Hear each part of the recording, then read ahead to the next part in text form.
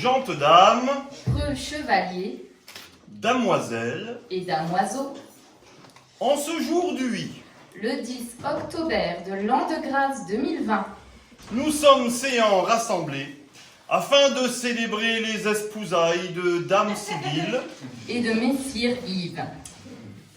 Il est de bonne loi, après avoir fait moult ripailles, Emplis panses et gosiers, de lever nos coupes à la santé de nos deux foldingos qui, par malaventure, ou par le truchement de quelques charmements de sorceresse, ont cru bon de quérir le bailli et le prévôt afin de réchaudir leurs couches, et de convoyer promptement en leur comté, sous la houlette et la bénédiction de notre bienveillant roi Emmanuel. il était certes temps pour notre bon ménestrel Yves d'épousailler prestement la donzelle Sibylle. Car de par chez nous, il est avoir cul de lièvre que de trousser la gueuse sans accordail royal. Certes, messire, certes.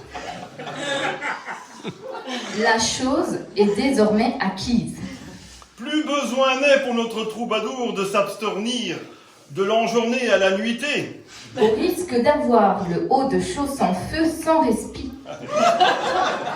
ou de faire quelques honteux gigotements, flamberge au vent derrière quelques buissonnades, au risque d'être repris à forfait par un vilain. attiré par les cris de Mélusine de la demoiselle. Désormais, messire Yves, plus besoin de vous languir et de battre votre coulpe pour assouvir le noble désir d'honorer prestement Dame Sibylle. Certes, il ne faut pas être grand clerc pour savoir que votre accopinage fleure la décennie et que naguère vous fissiez sonner luttes et hautbois avec moult chansonnettes pour les espousailles d'autrui. Nous en avons tous grande souvenance. De cette noble activité dûment patentée et fort dignement dévouée, a pris naissance notre fraternelle amitié. Étant de ma personne un peu maître chanteur et dame Sandrine amie des arts, il était fort heureux pour nous, par suivance, de vous audir dans un madrigal ou deux et de mettre en cette vêpre nos plus beaux affublements, afin de festoyer dignement avec vos seigneuries.